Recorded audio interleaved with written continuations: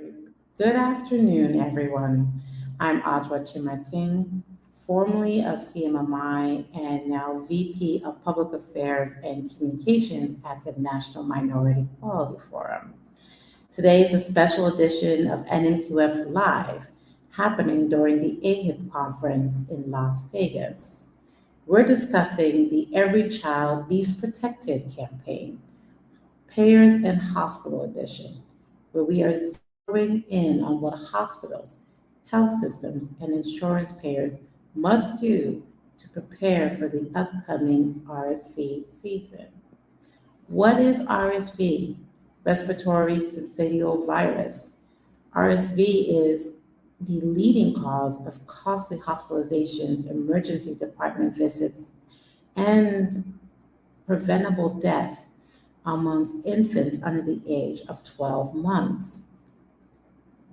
Even with the availability of powerful tools and therapies like nirsevimab, which is a monoclonal antibody, too many children are leaving hospitals unprotected, especially in the steps that must be taken this summer to ensure equitable access to RSV immunization of all infants, regardless of zip code, insurance status, or race. Just last week, new real-world data reinforced what we believed, that nirsevimab is highly effective in preventing severe RSV in young infants. Now we need the infrastructure, the reimbursement systems, and the outreach strategies to match the science. At NMQF, we believe that when we fail to align our systems with the biological realities of disease and the social realities of access, children suffer. This is not just a health systems issue, it's a moral imperative with pragmatic, practical solutions. So let's talk about the solutions today. We'll walk through top 5 action items for payers and hospitals to get ready to protect children in this upcoming RSV season. We will discuss system levels innovations that can help close gaps in coverage and care. We will talk about these solutions with real-world experts from the payer space that will advise on what payers can do to approach conversations with hospitals and how hospitals can engage as well to ensure inpatient administration of RSV for infants within the first few weeks after birth. Because this fall, we cannot afford another fragmented RSV season. Let's get to work. Before we talk about action steps, let's ground ourselves in the data by taking a look at the RSV Health Access Report released by NMQF earlier this year.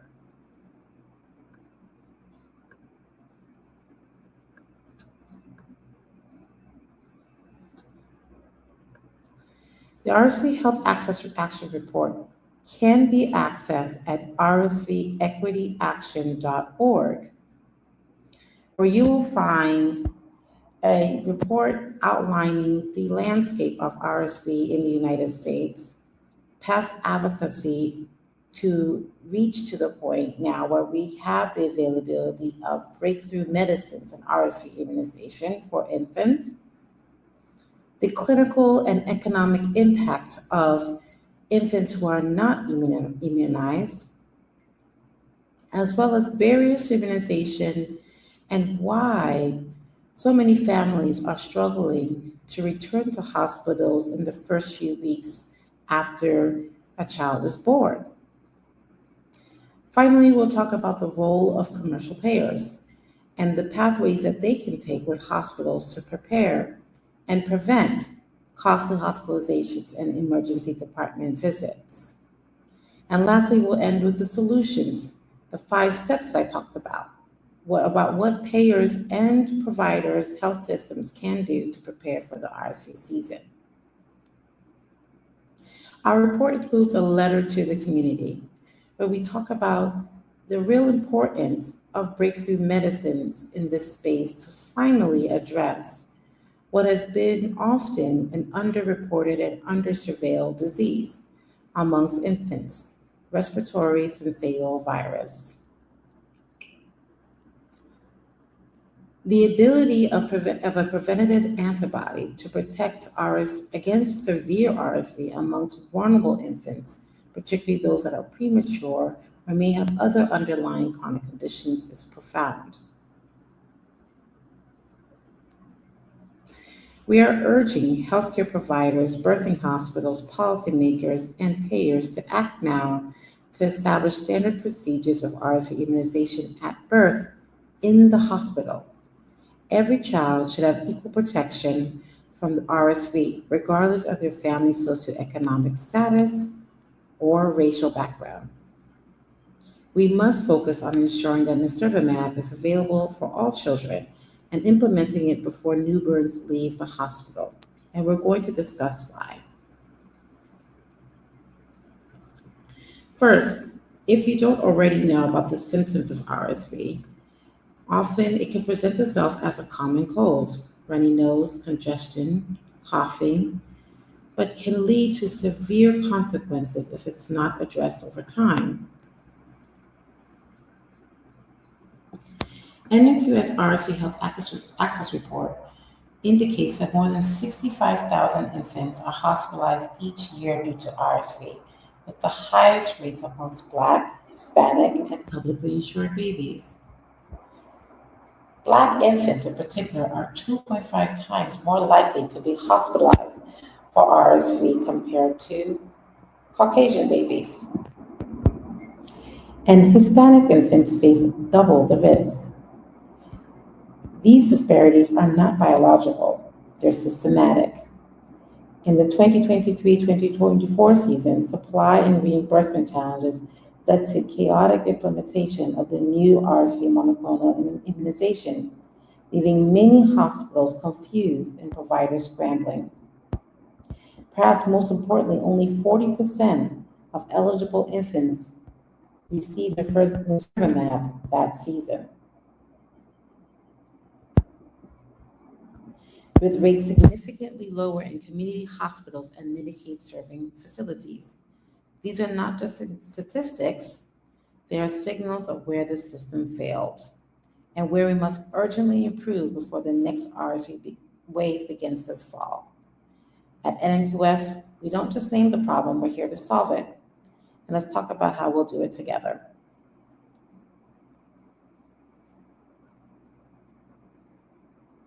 In 2018, a survey was conducted of parents and healthcare providers to gauge the awareness level of RSV amongst parents.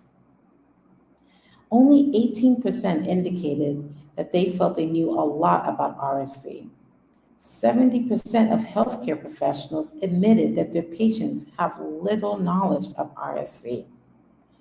This can be prevented when payers and hospitals work together to warn patients, particularly expecting parents, about the severeness of RSV. As of this year, the number of parents that expressed at least a moderate amount of knowledge about RSV has increased to about 74%. But we're even showing that this can be impacted by RSV awareness campaigns, as well as we see dips during the months of RSV season when we suspect RSV awareness campaigns are not active. So what is the clinical impact of RSV for babies who are not immunized? Infants with RSV can lead to severe illnesses such as bronchiolitis, with mucus buildup and inflammation in the lungs airways, pneumonia, the inflammation of the lungs. These can be life-threatening conditions, and to infants that can lead to prolonged hospital stays, intensive care admissions, and mechanical ventilation.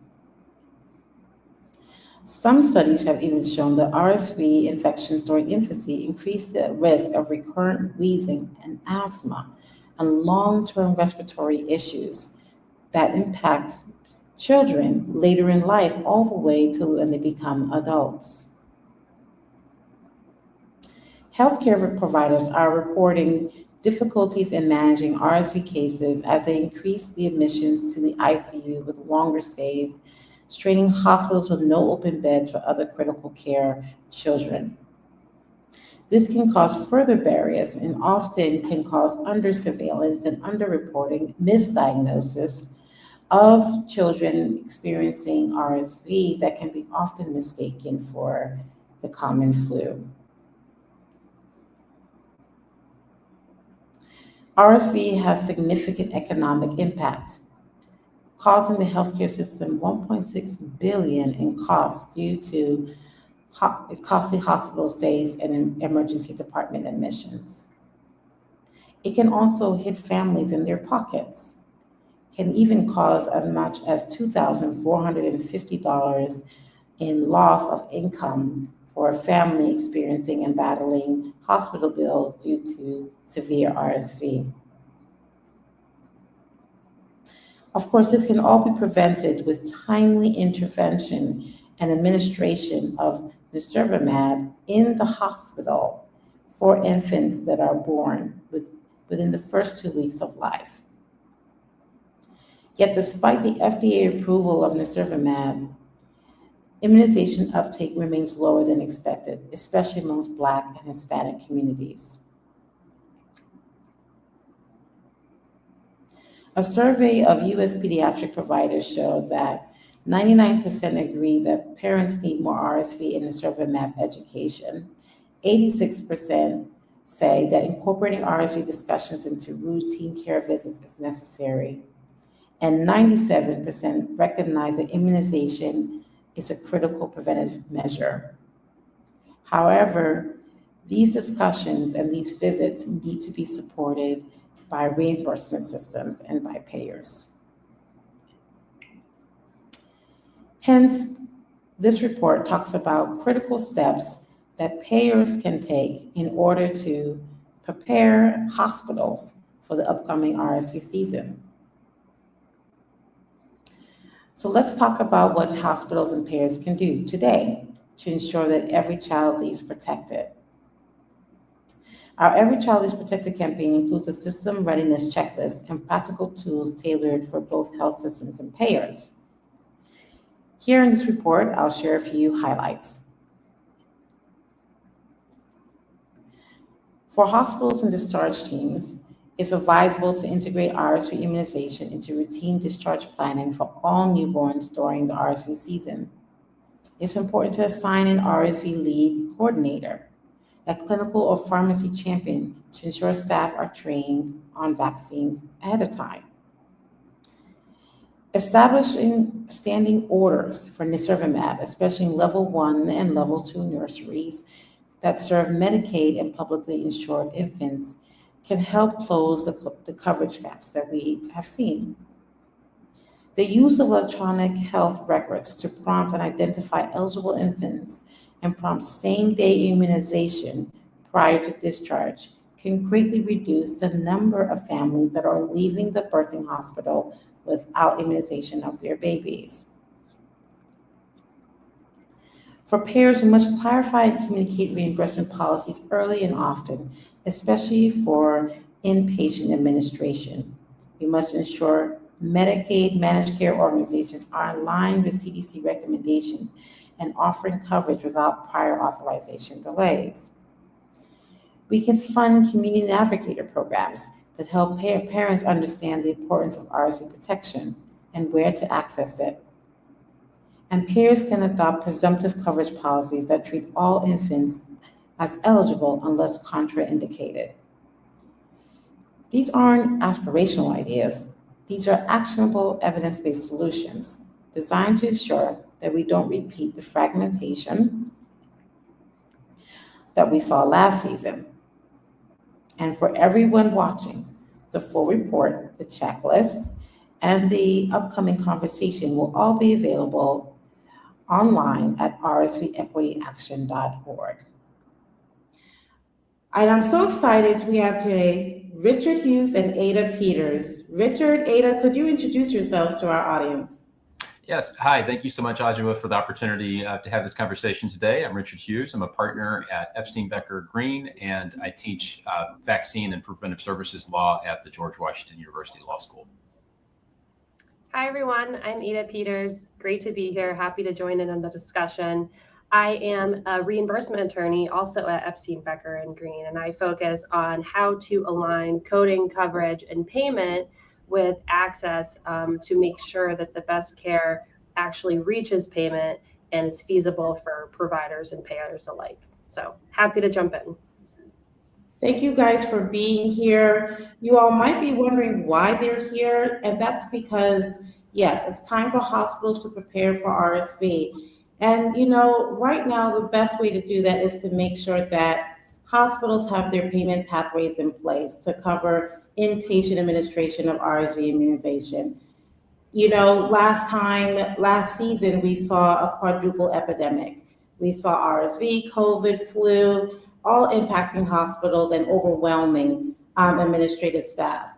And on top of that, we're seeing great reports coming out in recent weeks about the efficacy of RSV immunization for infants. But unfortunately, many, many, many young families are not coming back for that 2 week visit to ensure that their infants and newborns are covered and protected against RSV. And so, who best to talk about that and talk about coverage and making sure that hospitals have the right payment agreements in place to cover inpatient administration, especially if the Vaccines for Children program is not available to them, than these two. So, Richard and Ada, take it away. We would love to hear a little bit more about what hospitals need to understand about what they could be doing to work with payers to prepare for the upcoming RSV season.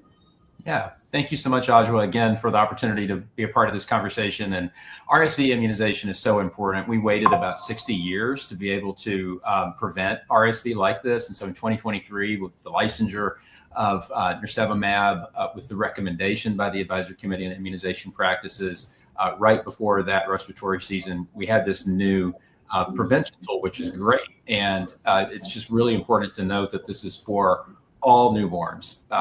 Healthy, at risk for certain conditions. It's for all newborns. It's really important that we routinely administer it, as you said, but there is that risk of attrition after a baby is discharged from the hospital.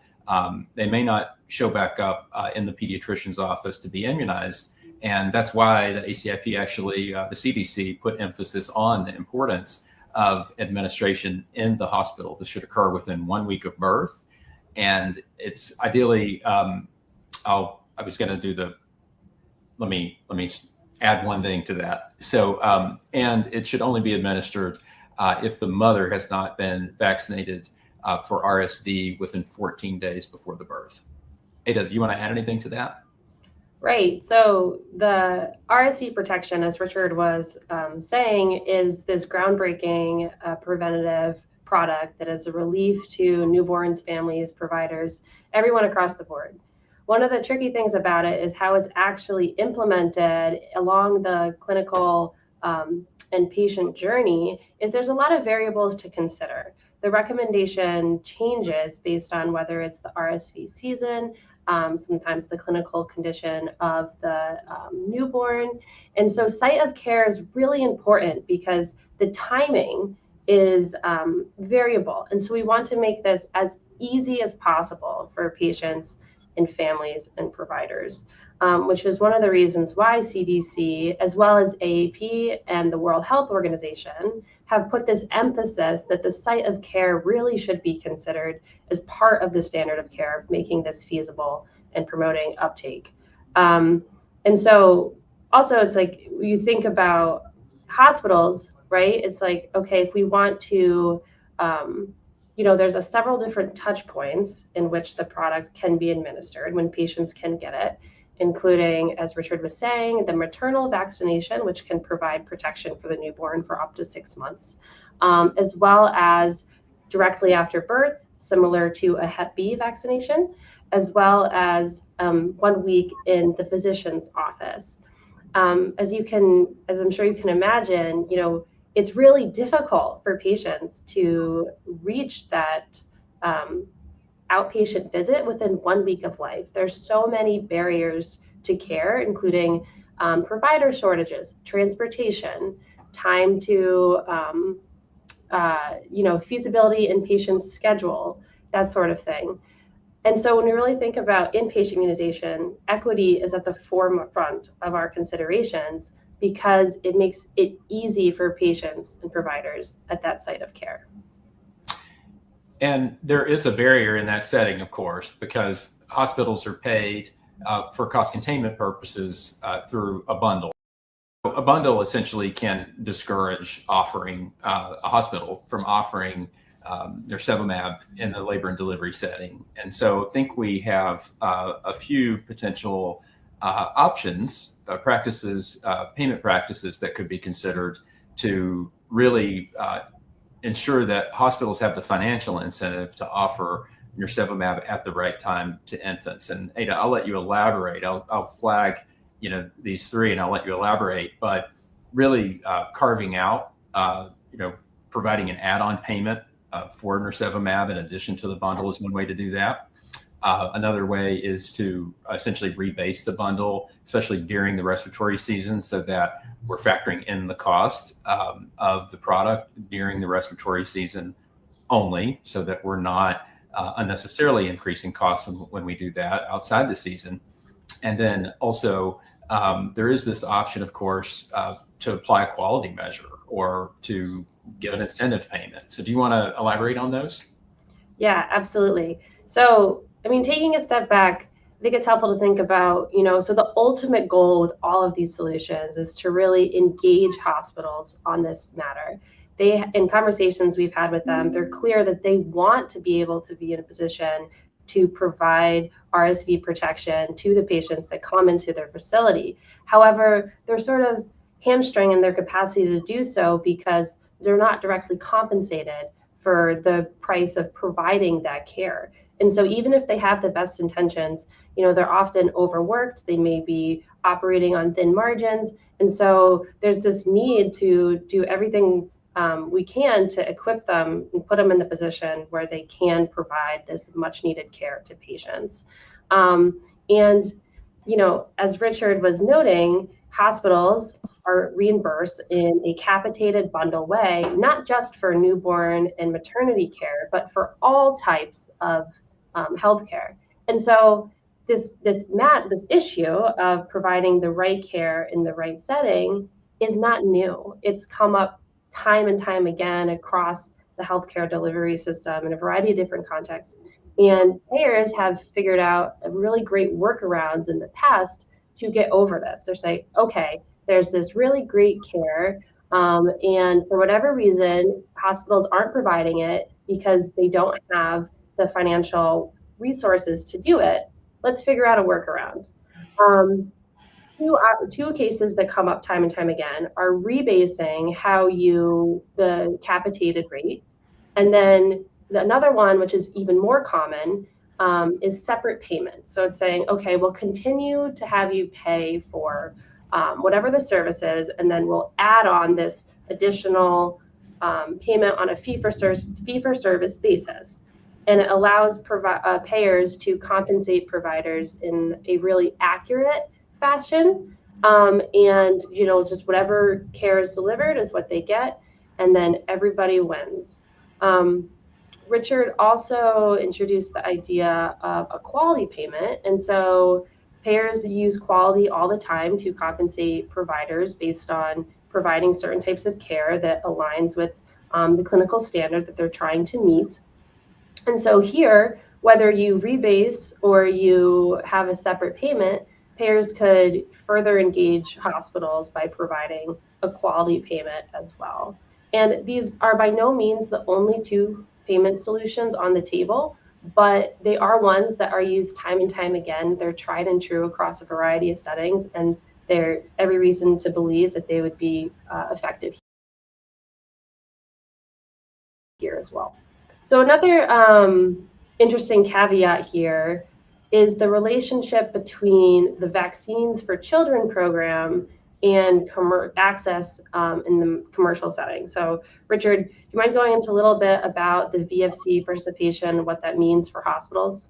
Yeah, for sure. So the Vaccines for Children program, which recently celebrated its 30th anniversary, I guess that was last year, very important program, safety net program. It is part and parcel of Medicaid, but it also covers other children who lack health insurance coverage. And so half of the nation's children get their access to immunizations through the Vaccines for Children program.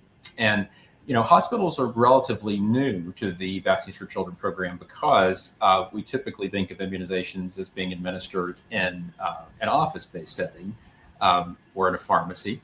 And so with the introduction of the hepatitis B vaccine birth dose recommendation, hospitals began to administer that immunization. And so the Vaccines for Children program, of course, those doses are provided to hospitals if they participate in VFC. And then now nirsevimab is included in the VFC program, thankfully. However, not all hospitals participate in the program, and the requirements of the VFC program can be pretty stringent and vary by state. And so there are some barriers there that need to be solved. It's really important, though, that we're not creating a reverse equity issue, which is why we're talking about some of these solutions on the commercial side. So we really do want, regardless of the source of coverage and access on the back end, we really do want all infants to be able to receive nirsevimab within that 1 week period. What's, I think, been really helpful is the CDC issued guidance back in 2023, right after the recommendation, right after it was added to the VFC program, that would allow facilities to pull from different stock. So they get that sort of flexibility to make sure that they can provide the immunization to their patients. Yeah, absolutely. And there's a variety of different ways that the VFC program and the commercial market operate on a symbiotic basis. So for instance, as Richard was noting, it's not like when a patient comes in, the providers are going to say like, oh, you have commercial insurance or you have Medicaid, I'm going to intentionally provide you different levels or types of care, right? Providers want to do everything in their power to avoid creating a dual standard of care. But if the facility knows that it's not going to be reimbursed from commercial payers for the cost of providing RSV immunizations, then it may actually have this spillover effect where even the Medicaid patients that are eligible for VFC free doses, may not actually get them because the hospital won't be fully engaged to provide universal RSV protection to all patients. And so there's this relationship across the two payer programs, and they work hand in glove. Well, you guys have been great with this conversation, and I have to interject just because I think we really need to talk about the potential impact if hospitals don't prepare. So what we saw in the last few seasons that hospitals were facing across the nation, 50,000 hospitalizations due to RSV, severe RSV, 150,000 emergency department visits. We're talking about 1.6 billion in costs to hospitals across the country. That's the impact to hospitals if they don't prepare. But then, as Richard mentioned, the equity issue is even worse in that when we're talking about Black and Hispanic populations who remain even still unaware of RSV. And so really, if the infants are not getting the information in the hospital, they're not likely to get it, right, in an outpatient setting. Talk about, if you will, even that aspect of impact to the healthcare system if this continues to go at status quo. Ada, do you want to touch on that? Yeah, absolutely. So as you just alluded to, 1 in 8 Medicaid patients do not attend an outpatient follow-up visit within 1 week of life. compared to, 1 in 8 commercial patients do not attend a outpatient follow-up visit within 1 week of life, and 1 in 4 don't in the Medicaid side. And so you really see the importance from an equity standpoint, using Medicaid status as a proxy for a variety of different equitable metrics, that it is really important to make sure that this care is provided upstream to avoid that inequitable attrition rate downstream. As far as you're totally right, hospitals have a need to prepare and not wait to prepare, because RSV season will be here before you know it. It takes time to put everything in line.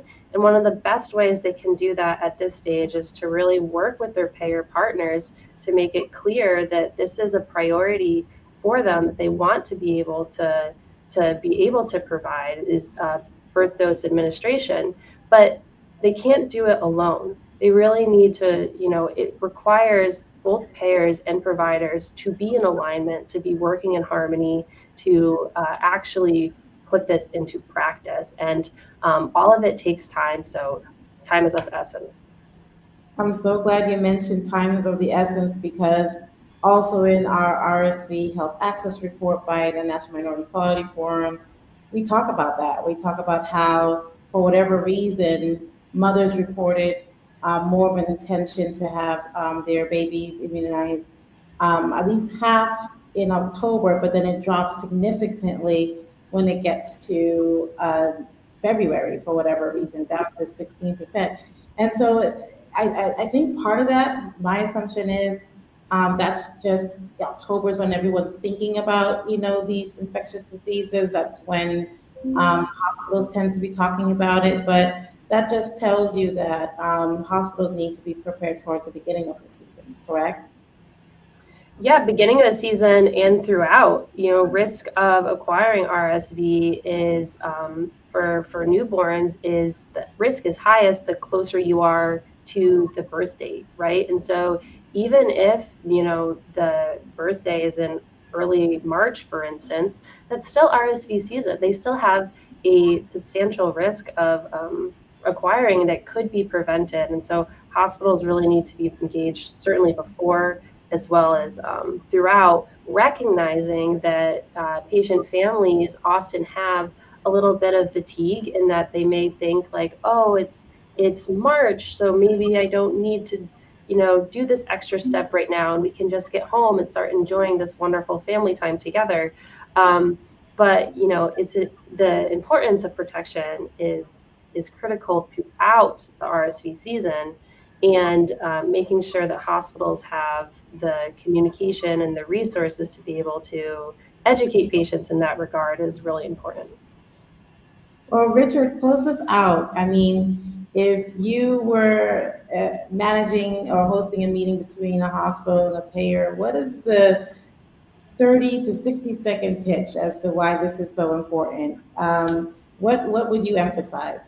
Yeah, so there is a return on investment for payers here. So it's in their best interest to avoid all of those costs associated with potential hospitalizations. We have seen significant increased uptake and reduction in disease over the last few seasons. And so I believe there's a return on investment here. And I think it's just really important that we create the right financial incentives so that we get the patient immunized at the right place, regardless of the setting of care. Right healthcare, right time at the right place. Thank you so much, Richard and Ada. I really appreciate you. Folks, if you have questions, please continue to share them in the chat, and we will send them to Richard and Ada, and make sure that we get your questions answered. Thank you so much. Thank you so much. All right, thank you. Thank you, Ada Peters and Richard Hughes, for that great discussion. Their expertise in regulatory readiness, payer policy, and health equity really provided valuable insight as to what's at stake and what is possible.